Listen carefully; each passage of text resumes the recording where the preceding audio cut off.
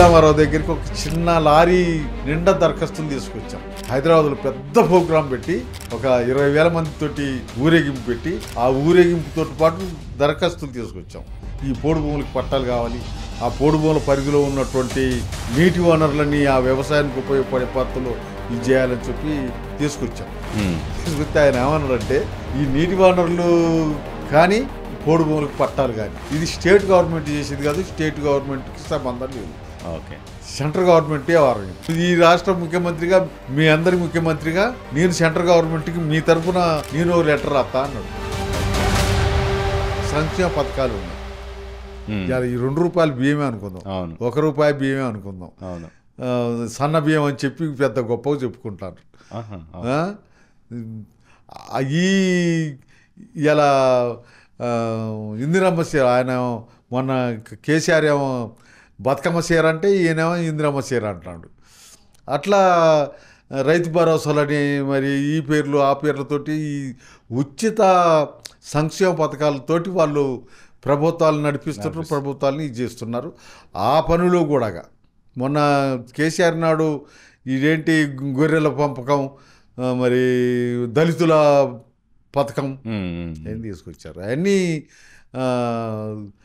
ఆ గొర్రెల పెంపకంలో ₹1,00,000 ఇస్తే ₹1,00,000 వీళ్ళు 25,000 ఇస్తే ఆయన 70,000 కలిపి ఒక 25 గొర్రెలు ఇచ్చాడు.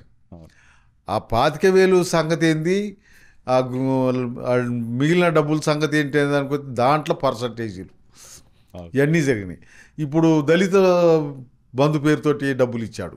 దళిత బంధు పేరుతోటి ఇచ్చిన డబ్బుల సంగతి ఏంటి, 10 లక్షలు అన్నాడు. 10 లక్షల్లో లక్ష తీసుకున్న వాళ్ళు ఒక దగ్గర, 2 లక్షలు తీసుకున్న వాళ్ళు ఉన్నారు.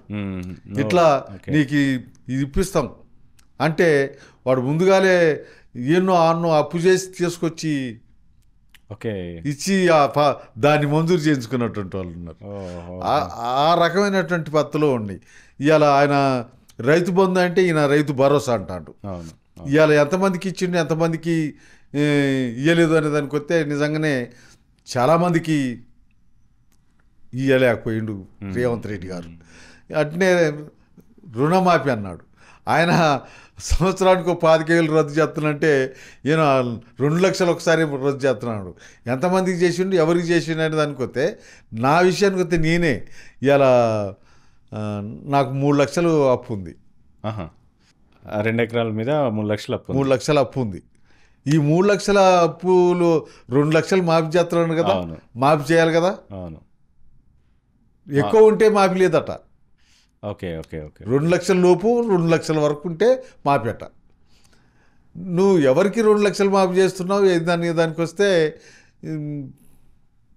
మామూలుగా మరి నాకు 3 లక్షలు ఉన్నాయనుకుంది, 2,10,000 ఉన్నాయి అప్పు. 2,10,000 ఉంటే నీకు 10,000 ఎక్స్ట్రా ఉంది కాబట్టి నీ మాఫీ కాదు. 2 లక్షల పైన 1,00,000 ఎక్కువ ఉంది కాబట్టి మాఫీ అవ్వదు. 1,00,000 ఎక్కువ ఉన్నది కాబట్టి అంటే అర్థం ఉంది. 10,000 ఎక్కువ ఉన్నా నీ లోన్ మాఫీ కాదు. నువ్వు ఆ 10,000 కట్టు, 2 లక్షలు మాఫీ అవుతాయి. అంటే ఆ 10,000 ఉన్నాయా లేవా కాదు, నువ్వు 2 లక్షలు మాఫీ చేస్తున్నావు, మాఫీ చేయొచ్చు కదా.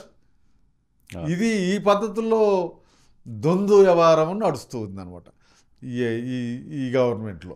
ఏదైతే ఆ సంక్షేమ పథకాలతోటి ప్రభుత్వాలను నడిపిస్తున్నారు.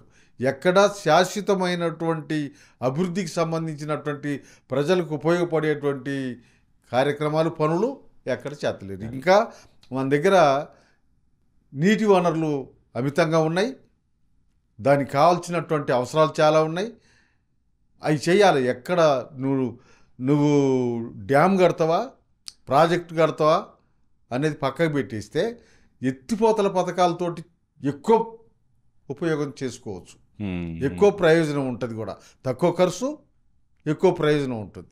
అటువంటి వాటి మీద అసలు ఆలోచనే లేదు. అటువంటి ఆలోచన ఎవరికి రావటం లేదు. కాళేశ్వరం లిఫ్ట్ ఇరిగేషన్ అనవసరం, అది లిఫ్ట్ ఇరిగేషనే కానీ ఎత్తిపోతల పథకమే కానీ దాన్ని ఏం చేసినావు, ఇంజనీరింగ్ వాళ్ళు ఇంజనీర్ చదివేటటువంటి వాళ్ళు ఏడ ఏం చేయాలో దాన్ని ఎట్ట చేయాలనేటువంటి ప్లాన్ ఉంటుంది. ప్లాన్ ఉంటుంది, వాళ్ళకు సంబంధించినటువంటి డిజైన్స్, వాళ్ళకు ఉన్నటువంటి ఇది ఉంటుంది. కానీ వాళ్ళు చెప్పినట్టు చేయలే ఇది ఆ ప్రాజెక్ట్ని. ఓకే ఓకే, వాళ్ళు చెప్పినట్టు చేయలే. అందుకని అది పలిగి క్రాక్ వచ్చి ఇప్పుడు బదనాం చేస్తుంది. కేసీఆర్ చెప్పినట్టు ఈ ఇంజనీర్లు చేసి ఇప్పుడు వాళ్ళు బదనం అవుతున్నారు. కేసీఆర్ ఆ పని చేయించి బదనం అవుతుండు, కేసీఆర్ చెప్పినట్టు చేసి వీళ్ళు బదనం అవుతున్నారు. వీళ్ళ టెక్నాలజీ ప్రకారంగా, వీళ్ళ డిజైన్ ప్రకారంగా, వీళ్ళ అవగాహన ప్రకారంగా చేస్తే ఇది అట్లా ఏది కాదు. ఇలా మన దగ్గర నాగార్జున సాగర్ కట్టారు, శ్రీశైలం కట్టారు, శ్రీరామ్ సాగర్ కట్టారు, ఇవన్నీ కట్టారు కదా. అవి వాళ్ళు ఇంజనీర్లు కట్టినటువంటిది, ఇంజనీర్ల ప్లాన్ ప్రకారం కట్టినారు. ఓకే, ఇప్పుడు ఆ కాళేశ్వరం ఇంజనీర్లు కట్టింది కాదు, ఇంజనీర్లకు ఆయన ఇంజనీర్ అయ్యి ఇచ్చిన సలహాతోటి కడితే అది బదనాం కావటానికి ఆస్కారం ఏర్పడింది. ఓకే, అట్లా మా దగ్గర ఉన్నటువంటి సోర్స్ అంతా కూడా ఇంకా వెనకబడి ఉంది.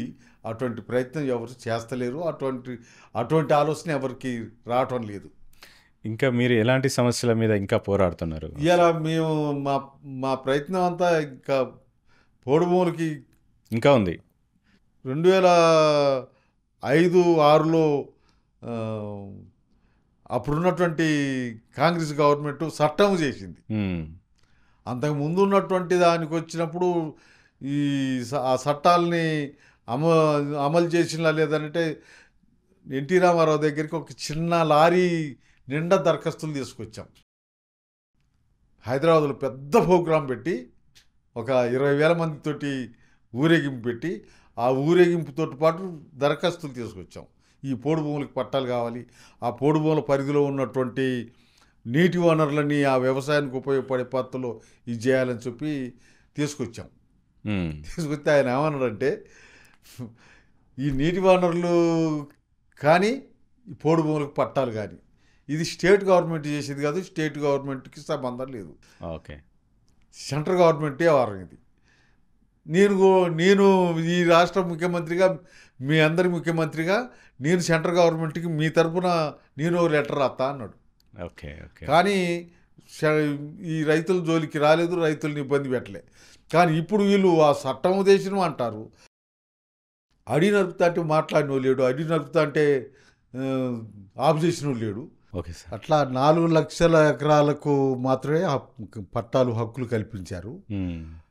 ఇంకా 10 లక్షలకి ఇవ్వాలి. ఏదైతే వాళ్ళు ఎప్పుడో ఇవాళ కొత్తగా చేసుకొచ్చింది కాదు, కొత్తగా సాగులోకి తెచ్చింది కాదు. 40 సంవత్సరాల నుంచి దాని మీద ఆధారపడి దాని మీద బతుకుతున్నటువంటి వాళ్ళు. అందుకనే అది ఎప్పుడూ మాకు నడుస్తూ ఉంది. అరెస్టులు చేయటం, ఫారెస్టులు పోయి చేతికొచ్చినటువంటి పంటల్ని ధ్వంసం చేపిస్తున్నారు. ఓకే.